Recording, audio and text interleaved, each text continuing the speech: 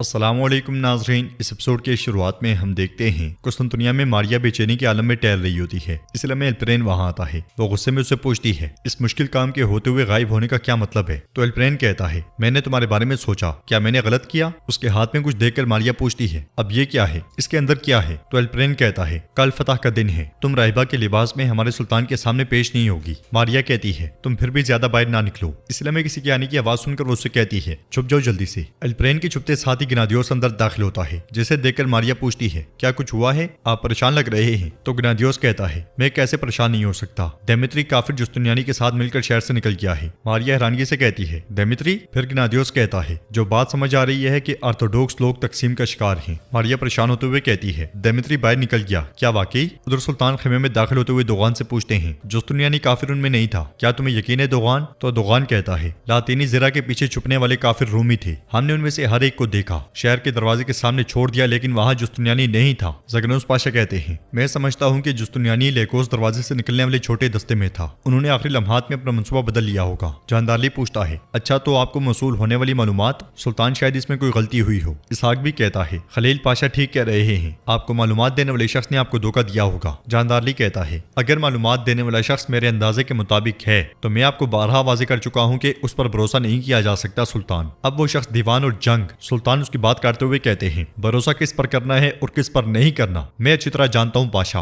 دوغان آغا ایک مشکل ذمہ داری تمہاری منتظر ہے لیکن میں اس کی وضاحت بعد میں کروں گا۔ فرد کہتا ہے اگر آپ اجازت دیں تو ہم بھی خدمت کے لیے تیار ہیں، ہم آپ کی پیش کردہ کسی بھی کام کے لیے تیار ہیں۔ سلطان کہتے ہیں سلامت رہیں فرد بے، لیکن جب آپ کی باری آئے گی تو میں آپ کو اطلاع دے دوں گا۔ مشاورت ختم ہوئی، بالی بے کے علاوہ تمام لوگ چلے جائیں۔ قسطنطنیہ میں شہنشاہ دائرے میں موجود بچوں کو دیکھ رہا ہوتا ہے، اس لیے میں نطرس وہاں آتا ہے اور کہتا ہے جستنیانی اور دیمیتری نکلنے میں کامیاب ہو گئے۔ یہ سن کر شہنشاہ فاتحانہ انداز میں کہتا ہے نطرس تمہاری بدولت۔ نطرس کہتا ہے مجھے امید ہے کہ ہم جس مدد کی توقع کر رہے ہیں وہ بھی آ جائے گی۔ شہنشاہ کہتا ہے مدد آنے سے پہلے مجھے لگتا ہے کہ ہمیں اس شخص کو تلاش کرنا ہے جو ہمارا راستہ روک رہا ہے۔ تم ٹھیک تھے، ہمارے درمیان ایک جاسوس ہے۔ پھر بچو کو دیکھتے ہوئے کہتا ہے جیسے جیسے اس کی حرکت کی حد تنگ ہوتی جاتی ہے یہ مصیبت میں پڑ جاتا ہے۔ حال ہی میں قسطنطنیہ میں ایسے واقعات رونما ہو رہے ہیں جن کی ہم وضاحت نہیں دے سکتے ہیں نا؟ نطرس کہتا ہے آپ، میں، پلیتانو اور دیمیتری، جستنیانی اور اورہان، ہم میں سے ایک اپنے زہریلے مادوں کو خارج کر کے روم کو مارنا چاہتا ہے۔ آہستہ آہستہ شہنشاہ بچو کے گرد گھیرا تنگ کر دیتا ہے اور کہتا ہے عنقریب میں اس بچو کو اس کے اپنے ہی زہر کے ساتھ مار ڈالوں گا۔ یہ کہتے ساتھ ہی شہنشاہ بچو کو مار ڈالتا ہے۔ ادھر سلطان بالی بے سے کہتے ہیں کیا آپ اوغوز کی نیند کو جانتے ہیں بالی بے؟ تو بالی بے کہتے ہیں جانتا ہوں سلطان، جانتا ہوں، ہمارے دانشمندوں نے اسے اوغوز کا سب سے بڑا دشمن کہا ہے، پروردگار ہمیں اس سے بچائے رکھے۔ تو سلطان کہتے ہیں یہاں ہمیں جستنیانی نے نیند میں پکڑ کر ہمیں غافل ثابت کیا، وہ ہماری فوج کو بور کر کے گزر گئے۔ پھر کھڑے ہو کر کہتے ہیں اگر آپ اوغوز کی نیند کو جانتے ہیں تو آپ اس کے بعد آنے والے طوفان کو بھی جانتے ہوں گے، آپ یہ بھی جانتے ہوں گے کہ دشمن کو کیسے ختم کرنا ہے جو بے خبر ہے نا؟ جواباً بالی بے کہتے ہیں میرے سلطان حکم دیں ہماری تلواریں میان سے نکل آئیں گی۔ سلطان کہتے ہیں جستنیانی پوپ کے پاس جائے گا، اس کا پیچھا کرو اور اچانک اس کا گلا دبا دو اور اس کی سانس روک دو۔ یہ سنتے ساتھ ہی بالی بے چلے جاتے ہیں۔ ادھر خیمے میں فرد کو صوفہ اور میز صاف کرتا ہوا دیکھ کر اسحاق پوچھتا ہے یہ کیا ہے؟ آپ ہمیں گندا سمجھ رہے ہیں؟ تو فرد کہتا ہے نہیں پاشا، استغفر اللہ، یہ کیسی بات ہے؟ میں جیسے جیسے بڑا ہوتا جا رہا ہوں ایک بیماری میں گرتا جا رہا ہوں، میں جگہ کو صاف کیے بغیر کہیں نہیں بیٹھ سکتا، تھوڑی سی خاک کی کیوں نہ ہو میں حساس ہو جاتا ہوں۔ تو اسحاق کہتا ہے صفائی کے بارے میں احساس ہونا اچھا ہے، اس سے گندگی دور ہو جاتی ہے۔ مزید یہ کہ حمزہ پاشا کی غیر موجودگی میں ہم نے رومیلیا سپاہیوں میں اناتولیائی سپاہیوں کو شامل کیا ہے، اس صورت میں ہم پر بوجھ بھاری ہو گیا ہے، مگر اب چونکہ آپ آگے ہیں رومیلیا سپاہیوں کی کمان آپ سنبھالیں۔ فرد خوش ہوتے ہوئے کہتا ہے بالکل بالکل، جیسا کہ آپ نے کہا آپ کا بوجھ بہت زیادہ ہے اور آپ کو تھکا دے گا۔ اسحاق کہتا ہے نہیں نہیں، اللہ کا شکر ہے، یہ چیزیں مجھے نہیں تھکاتی الحمدللہ۔ فرد کہتا ہے فتح کے دوران سپاہیوں کے مصائب کو برداشت کرنا ممکن ہے، چند الفاظ آدمی کے دل میں داخل ہوتے ہیں اور اس میں تیر کی طرح پیوست ہو جاتے ہیں۔ ہمارے سلطان نے غصہ کیوں کیا پاشا؟ تو اسحاق کہتا ہے واضح ہے کہ ہمارے اندر کے آدمی نے ہمیں بیوقوف بنایا ہے۔ فرد پوچھتا ہے یہ معلومات کس نے دی پاشا؟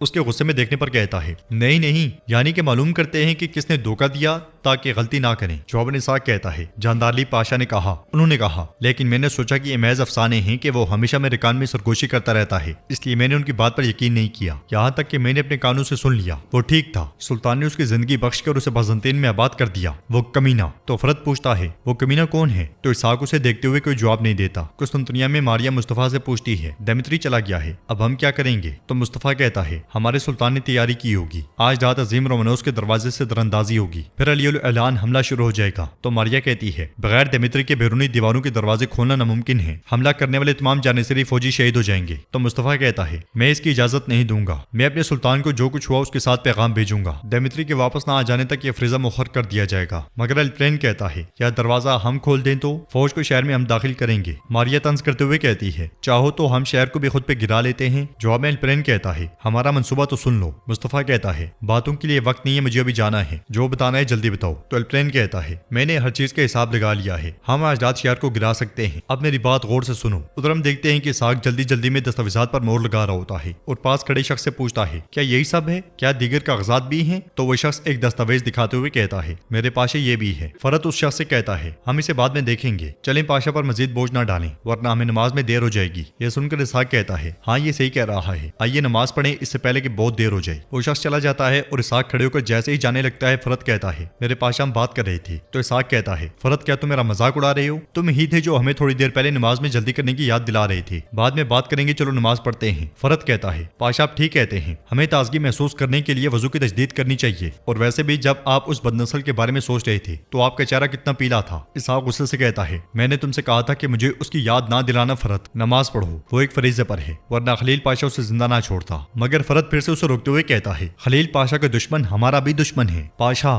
اس کا نام بتائیں تاکہ ایک دن ہم غلطی سے بھی اس کی عزت نہ کر بیٹھیں۔ اسحاق کہتا ہے فرد تم پیچھے ہی پڑ گئے ہو، وہ سابق جانشری کا آغا کارا مصطفیٰ ہے، میں نے کہا تھا کہ میں اس کا ذکر نہیں کروں گا لیکن تم نے مجھے مجبور کر دیا۔ یہ کہتے ساتھ ہی اسحاق چلا جاتا ہے اور غدار فرد اپنا کام کر بیٹھتا ہے، وہ بڑی معلومات اس سے نکلوا لیتا ہے۔ دوسری طرف سلطان توپ کے نقشے کو دیکھ رہے ہوتے ہیں، اس لیے میں سپاہی خط لے کر وہاں آتا ہے اور کہتا ہے پائیتخت سے باہر خاتون کا خط آیا ہے۔ یہ کہتے ساتھ ہی وہ خط سلطان کو دے دیتا ہے اور سلطان خط کھول کر پڑھتے ہیں جس میں لکھا ہوتا ہے میری جان، میری آنکھوں کا نور، میری روح کی خوشی، میرے سلطان، کوئی دن ایسا نہیں جب آپ کو یاد نہ کیا ہو، آپ کا ساتھ ہی ہے جو مجھے پرجوش کرتا ہے، ورنہ محل اپنے اندھیروں میں آپ کی چہرے کی روشنی کا منتظر ہے۔ ساتھ ساتھ وہ منظر دکھایا جاتا ہے جب باہر خط لکھ رہی تھی میں آپ کی خوشبو، آپ کے چہرے، آپ کے لفظوں کی عادی ہوں، اتنی کہ مجھے ایسا لگتا ہے جیسے آپ مجھ سے صدیوں سے دور ہیں، حسرت کے سمندر میں غوطہ لگاتے میں آپ کی خبر اور آپ کی مبارک فتح کی منتظر ہوں۔ محل میں سب کچھ اچھا ہے، ہمارا بیٹا بایزید آپ کی عدم موجودگی کے خلا کو پر کرتا ہے، ساتھ ساتھ ہمیں بایزید بھی دکھایا جاتا ہے جو ایک سلطان کے انداز میں آگے بڑھ رہا ہوتا ہے۔ خط میں مزید لکھا ہوتا ہے وہ حرم سے لے کر محل کے ملازمین تک روزانہ ہر چیز کا معائنہ کرتا ہے، یہاں تک کہ آپ جیسا لباس بھی مانگ لیا ہے، ساتھ ساتھ بایزید کو خوبصورت لباس بھی پہنایا جا رہا ہوتا ہے۔ خط میں لکھا ہوتا ہے ہم نے صرف اسے خوش کرنے کے لیے اتفاق کیا ہے۔ گلشا مصطفیٰ کو اس کے پاس لے کر آتی ہے تو بایزید اسے بہت پیار کرتا ہے۔ خط میں لکھا ہوتا ہے اس نے اپنی ذمہ داریوں کا خیال رکھنا شروع کر دیا ہے اور مصطفیٰ کا بھی خصوصی خیال رکھنے لگا ہے۔ وہ کہتا ہے کہ اب سے اس کے تمام مسائل کا میں خیال رکھوں گا، حرم میں ہمارے لیے سب سے مفید مارا خاتون ہے، میں اللہ سے دعا گو ہوں کہ اللہ ہمیں کبھی بھی ان سے محروم نہ کرے، وہ مصیبت کے وقت ہوا میں جھونکے کی طرح ہیں، ہم جب بوجھل محسوس کرتے ہیں تو وہ ہمارے چہروں پر مسکراہٹ لاتی ہیں۔ یہ محل کا سارا حال ہے سلطان، جہاں تک میرا تعلق ہے میں صرف آپ کی خواہش رکھتی ہوں اور آپ کی ساری خواہش قسطنطنیہ کو فتح کرنا ہے، میرا دل اور ضمیر آپ کو پا کر ہی تڑپ گیا تھا، انشاءاللہ میں جلد ہی فاتح قسطنطنیہ اور میرے دل کے پیارے محمد سے ملوں گی، میں اللہ سے دعا کرتی ہوں کہ وہ آپ کو فتح عطا فرمائے۔ خط پڑھنے کے بعد سلطان بہت خوش ہوتے ہیں اور کہتے ہیں میرے دل کی بہار۔ دوسری طرف جنگل میں دمیتری اور جستنیانی آرام کر رہے ہوتے ہیں، دمیتری کافی پریشان دکھائی دیتا ہے، جستنیانی اس کے پاس آ کر کہتا ہے کیا پوپ سے مل کر آپ کی بھوک ختم ہو جائے گی، یہ کیا صورتحال ہے؟ تو دمیتری کہتا ہے میرا دماغ قسطنطنیہ پر قابض ہے، ہم پہلے ہی کم تھے، ہمارے آنے کے بعد دفاع بہت کمزور ہو گیا ہے۔ جستنیانی کہتا ہے ہم کھڑے ہو کر اپنی قسمت کا انتظار نہیں کر سکتے تھے، ہم نے وہی کیا جو درست تھا۔ دمیتری کہتا ہے مجھے امید ہے کہ جب تک ہم واپس نہیں جائیں گے شہر برقرار رہے گا۔ جواباً جستنیانی کہتا ہے ڈرو مت، پوپ کی حمایت کے ساتھ ہم واپسی پر شہر پر دوبارہ دعویٰ کریں گے، چلو جلدی کرو ہم جا رہے ہیں۔ ادھر سلطان نقشے کی جانب اشارہ کرتے ہوئے دوغان سے کہتے ہیں رومانوس کا دروازہ، دمیتری نے موریا کے سورماؤں کے ساتھ مل کر اس دروازے کی حفاظت کرنی ہے، وہ اجداد اسے کھول دے گا۔ دوغان کہتا ہے میرے سلطان انشاءاللہ ہم کامیاب ہوں گے۔ سلطان مزید کہتے ہیں لیکن دوغان ہوشیار رہو، گشت کرنے والے محافظ ابھی بھی بازنطینی فوجی ہوں گے، اگر وہ کسی مشتبہ حرکت کو محسوس کرتے ہیں تو اس سے ان کا منصوبہ خراب ہو جائے گا۔ دوغان پوچھتا ہے ہم کیسے عمل کریں گے سلطان؟ تو سلطان کہتے ہیں آج رات جب بادل چاند کو دھندلا دیں گے اور جب اندھیرا چھا جائے گا تو کوئی نہیں دیکھ سکتا، دمیتری کے کھولے کے دروازے سے آپ اندر داخل ہوں گے، پہلے توجہ اور پھر احتیاط سے کام لینا، اپنے بہترین جنگجو اپنے ساتھ لے جاؤ، ہم نہیں چاہتے کہ کچھ غلط ہو۔ تو دوغان کہتا ہے فکر مت کریں سلطان، آپ کے آنکھ جھپکنے سے پہلے ہم دیواروں کے اندر ہوں گے۔ سلطان کہتے ہیں دمیتری اور اس کے سورماؤں کی طاقت دروازہ کھولنے کے بعد لڑنے کے لیے کافی نہیں ہوگی، آپ کو اس بات کو یقینی بنانے کے لیے مدد فراہم کرنی ہوگی کہ اندرونی دروازے کھلے رہیں، اس وقت ہم توجہ اور افواج کی تقسیم کرنے کے لیے توپوں سے بمباری شروع کر دیں گے۔ اگر آپ اندرونی دیواروں کو بور کرنے اور دروازے کھلے رکھنے میں کامیاب ہو جاتے ہیں تو فوج پوری رفتار سے اندر داخل ہوگی، فوج کے آنے تک دروازے کھلے رکھنے میں اپنی جان قربان قربان کرنے کی بھی ضرورت پڑ سکتی ہے۔ دوغان آپ جانتے ہیں کیا ٹھیک ہے؟ تو دوغان کہتا ہے میرے سلطان بستر پہ مرنا کوئی ایسی چیز نہیں ہے جس کا ہم خواب دیکھتے ہیں، ایک سچا جنگجو میدان میں اپنی جان دیتا ہے، میری جان آپ کی راہ میں فدا ہو جائے۔ تو ناظرین اس کے ساتھ یہ ایپیسوڈ بھی اختتام پذیر ہوتی ہے۔ اگر آپ کو ویڈیو پسند آئی تو ویڈیو کو لائک کر دیں، چینل کو سبسکرائب نہیں کیا ہوا تو سبسکرائب کرنے کے ساتھ ساتھ گھنٹی والے بٹن کو دبانا مت بھولیں۔ انشاءاللہ ملتے ہیں نیکسٹ ویڈیو میں، تب تک کے لیے رکھیں اپنا اور اپنوں کا بہت زیادہ خیال۔ اللہ نگہبان۔